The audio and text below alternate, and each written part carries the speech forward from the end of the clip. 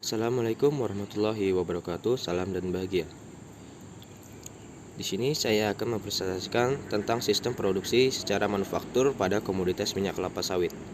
Tugas ini dibuat untuk melengkapi tugas UTS manajemen produksi. Pengertian komoditas kelapa sawit. Kelapa sawit merupakan salah satu komoditas perkebunan yang memiliki peran strategis dalam pembangunan ekonomi Indonesia. Kelapa sawit adalah jenis tumbuhan yang termasuk dalam genus Elaeaceae dan ordo Arecaceae. Tumbuhan ini digunakan dalam usaha pertanian komersial untuk memproduksi minyak sawit. Genus ini memiliki 2 spesies anggota. Kelapa sawit Elaeaceae guineensis adalah spesies kelapa sawit yang paling umum dibudidayakan di dunia, terutama di Indonesia, dalam sumber utama minyak kelapa sawit dunia. Selanjutnya yaitu komponen manajemen, yaitu 6M dan 1I. Yang pertama man, pemilik usaha. Yang kedua money, modal dan pendapatan. Yang ketiga material, yaitu bahan. Yang keempat machine, yaitu alat. Yang kelima method, yaitu metode. Yang keenam market atau pasar. Dan yang ketujuh informasi. Penjelasan 6M dan 1I. Man, pemilik usaha sawit Sarana Tbk yaitu Muhammad Syafril Harahap. Perusahaan ini memiliki PT Sawit Sumber Mas Sarana Tbk atau SMS menganggarkan belanja modal atau capital expenditure atau CAPE sebesar 600 miliar untuk tahun 2022. Jumlah tersebut lebih besar dari alokasi CAPE pada tahun lalu, sekitar 550 miliar. Pendapatan PT Sawit Sumber Mas Sarana Tbk. Berdasarkan laporan keuangan per 30 Juni 2022, SSMS mencatatkan pendapatan usaha sebesar 3,35 triliun atau meningkat 43,34% dari periode yang sama atau year on year. Selanjutnya yaitu material. Material yang digunakan dalam pembuatan minyak kelapa sawit adalah kopra. Kopra adalah daging buah kelapa tua yang dikeringkan yang dijadikan sebagai bahan baku utama pembuatan minyak goreng kelapa di pabrik. Selanjutnya itu machine. Alat yang digunakan yaitu lori, transfer carriage, stasiun perebusan, rail track, hosting crane, thresher, batch evaluator, double thresher, press digester, dan masih banyak lagi. Selanjutnya yaitu metode. Metode yang digunakan yang pertama itu pemisahan brondolan dari janjangan. Yang kedua, pencacahan dan pelumatan daging. Tiga, pengepresan atau pemurnian minyak. Selanjutnya itu market.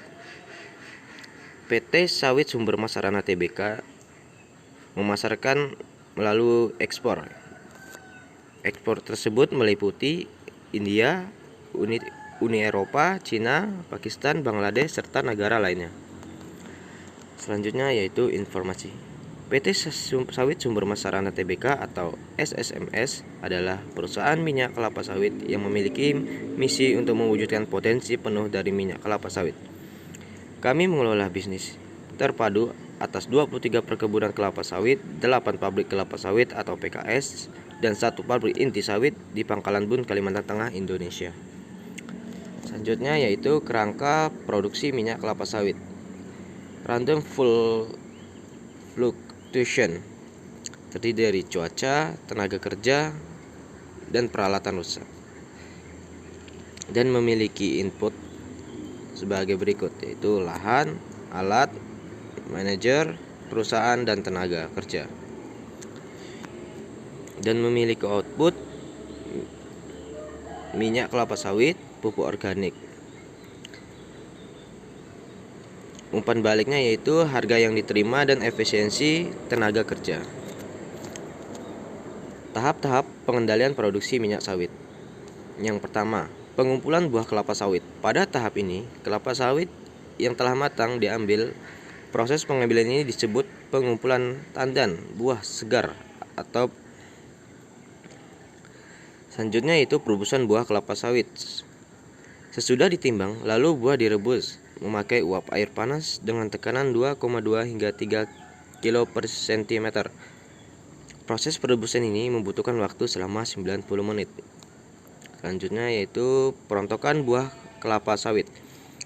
Yang dibawa ke dalam pabrik masih tertancap pada tangkai. Oleh karena itu, buah harus dirontokkan dari tangkainya terlebih dahulu. Selanjutnya, pemerasan daging buah. Sebelum buah diperas terlebih dahulu, harus melepaskan biji dari daging buah. Hal ini memakai tekanan uap bersuhu antara 80 hingga 90 derajat. Penyaringan minyak kasar. Minyak yang dihasilkan oleh mesin pengepres adalah minyak kasar. Oleh karena itu, untuk menghasilkan minyak murni, minyak kasar ini harus disaring terlebih dahulu.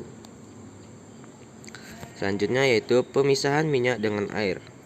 Pada proses ini, minyak yang telah dicampur dengan air harus dipisahkan. Proses pemisahan ini harus urut dan sesuai dengan kadar minyak yang ada. Selain itu, harus sesuai dengan fase-fase minyak tersebut. Terakhir yaitu pemurnian minyak. Minyak yang telah terpisah dengan air tidak 100% benar-benar terpisah dengan air. Hal ini membutuhkan proses pemurnian untuk benar-benar menghilangkan air dalam minyak.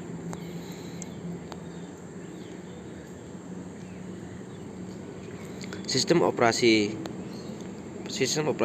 dalam pembuatan minyak kelapa sawit. Yaitu pertama, benih sawit ditanam di area pembibitan sampai dengan 12 bulan. Setelah itu, tanaman muda yang sudah berumur 12 bulan kemudian ditanam di kebun. Setelah 30 bulan, tanaman sudah siap untuk dipanen. Buah disterilkan dengan proses perebusan, kemudian dilepaskan dari janjangannya. Buah diperas untuk diambil minyak sawit mentahnya atau CPO. Biji sawit dipecahkan dan kernel dipres untuk diambil minyak inti sawit atau PKO. Yang terakhir yaitu refinery atau pemurnian minyak sawit agar dapat bernilai. Yang terakhir yaitu sistem manufaktur minyak kelapa sawit. Kriteria yang menunjukkan dalam meningkatkan kinerja berkelanjutan manufaktur pabrik kelapa sawit adalah dari aspek ekonomi dengan nilai sebesar 38,53%, diikuti dengan aspek sosial sebesar 31,85% dan terkait aspek lingkungan dengan nilai prioritas sebesar 29,62%. Sedangkan untuk subkriteria yang paling menentukan dan berpengaruh dalam meningkatkan kinerja berkelanjutan manufaktur pabrik kelapa sawit adalah pemanfaatan energi atau resources utilization dengan nilai prioritas sebesar 17,51%. Kedua subkriteria karyawan dengan nilai prioritas sebesar 16,33% dan ketiga subkriteria kualitas dengan nilai prioritas sebesar 11,06%. Mungkin hanya itu yang bisa saya sampaikan, kurang lebihnya mohon maaf. Assalamualaikum warahmatullahi wabarakatuh. Salam dan bahagia.